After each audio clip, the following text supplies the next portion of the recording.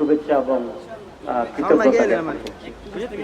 মুন্সিরহাট প্রায় প্রত্যেকটি নির্বাচনেই আলহামদুলিল্লাহ আমাদেরকে বেশি ভোট দিয়েছেন আপনারা। এইবার তো অনেক ডিফারেন্সে আপনারা মুন্সিরহাট থেকে আমাদেরকে বিজয়ী করছেন। মুন্সিরহাট এই জন্য আমার কাছে, আমাদের সংগঠনের কাছে একটা বিশেষ মর্যাদার জায়গা।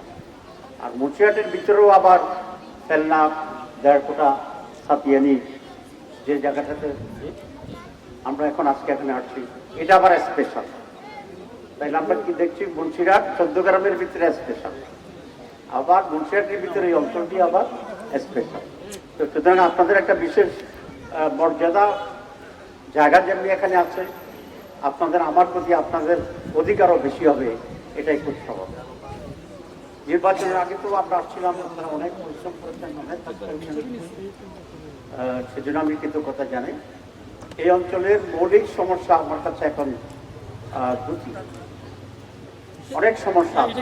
যেমন আজকে অনেকগুলো রাস্তা আমাকে বাইরে দেখিয়েছেন, তারপর অনেকগুলো মসজিদ দেখিয়েছেন, এরকম আছে ছোটখাটো, ওগুলো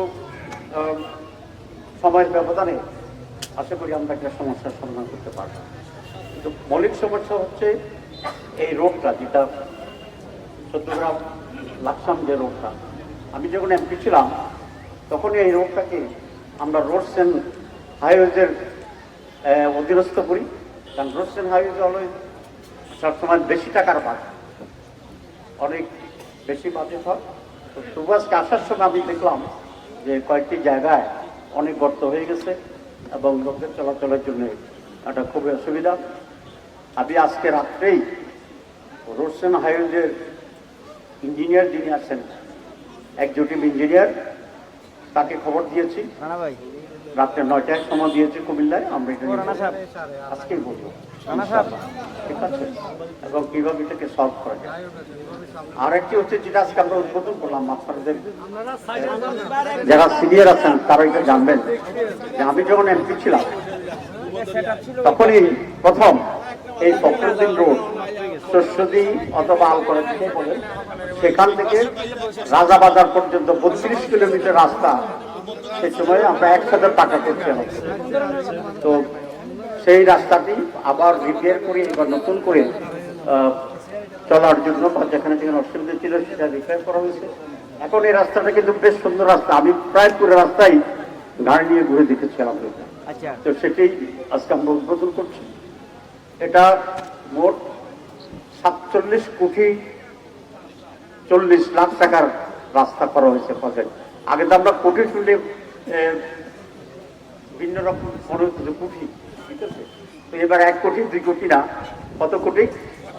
47 কোটি 40 লক্ষ টাকার এই প্রজেক্ট বাস্তবায়ন করা হয়েছে। আর 2001-এ যখন আমি করেছিলাম তখন এটার বাজেট ছিল 11 কোটি, যখন নতুন করে এটা পাকা করি। সময়ের ব্যবধানে এটা তো বৃদ্ধি পেয়েছে। আর এটা কিছুটা তো এটা একটা বেসিক রাস্তা আমাদের, এই রাস্তাটা খুবই গুরুত্বপূর্ণ আমি বলি। কারণ আপনার ভারতের দিক থেকে যদি লং রেঞ্জের কামান ছোড়া হয় তাহলে আমাদের ঢাকার চিটাগাংয়ের যে রাস্তাটি আছে হাইওয়ে, এটা কিন্তু অচল হয়ে যাবে।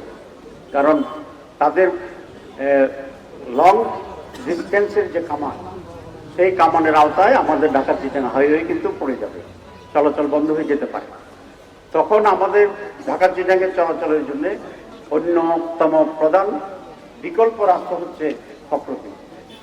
এবং এই ফখরুদ্দিন রোডকে যদি বিকল্প রাস্তা হিসেবে ব্যবহার করা হয় তাহলে চিটাং থেকে আপনার আমাদের এখানে রাস্তা যেটা, এটা প্রায় 40 কিলোমিটার আমাদের এখানে ডিস্টেন্স কমে যায়। তো এই কথাগুলো কিন্তু আমি পার্লামেন্টে 2001 সালে নিয়ে আসছিলাম। দুটি কথা, একটি হচ্ছে সিকিউরিটি ইস্যু, ডিফেন্স ইস্যু, আর একটা হচ্ছে আমাদের ডিস্টেন্স সিকিউরিটি ইস্যু। এবং আমার পার্লামেন্টে বক্তৃতার পরেই পুরা রাস্তা পাকা করার জন্য একসাথে রোডস অ্যান্ড হাইওয়েজের আওতায় নিয়ে তখন 11 কোটি টাকা স্যাংশন দেওয়া হয়েছিল, এইটা আমরা করেছিলাম। এখন তো রিভাইজ হইতে এটা এখানে আসছে। এই রাস্তাটা সবসময় গুরুত্বপূর্ণ থাকবে। আর লাকসাম লাকসাম চৌদ্দগ্রামের এই রাস্তাটি যদি আমরা স্মুথলি চালাই তাহলে এটা একটা অল্টারনেটিভ ভায়াবল রোড হিসাবে চৌদ্দগ্রামের জন্য অনেক গুরুত্বপূর্ণ ভূমিকা পালন করতে পারবে ইনশাআল্লাহ। আমাদের আরেকটি বড় গুরুত্বপূর্ণ সমস্যা হচ্ছে এখানে যে স্কুলটি আছে, স্কুল তো একটা বিল্ডিং আছে দেখলাম আলহামদুলিল্লাহ, কিন্তু ছাত্র সংখ্যাও এখানে কম না। এটা যদি আরো বাড়তে থাকে তাহলে স্কুলের জন্য আমাদের আরেকটি বিল্ডিং কোনো একটা আমাদের এই টেনিউরে যাতে করা যায় সেটাকেও আমরা অগ্রাধিকার দিয়ে ইনশাআল্লাহ চিন্তা করি। এরপরে বেশ কয়েকটা মসজিদ আর গ্রামের ছোট ছোট গ্রামের বাড়িগুলোতে ঢুকার জন্য যে রাস্তা, গ্রামের রাস্তা, এরকম কয়েকটি রাস্তা আমরা দেখেছি। তো যেহেতু আমরা এই সেশনে এইবারেই প্রথম আমরা ডেভেলপমেন্ট ওয়ার্ক করছি, আমরা লিস্ট করছি প্রত্যেক গ্রাম ভিত্তিক মেজর সমস্যা যেগুলো সেগুলোকে আমরা তালিকা করছি। এবং এই জুনেই তো বাজেট অধিবেশন চলছে, বাজেট 30শে জুন বা 29শে জুনে পাস হবে।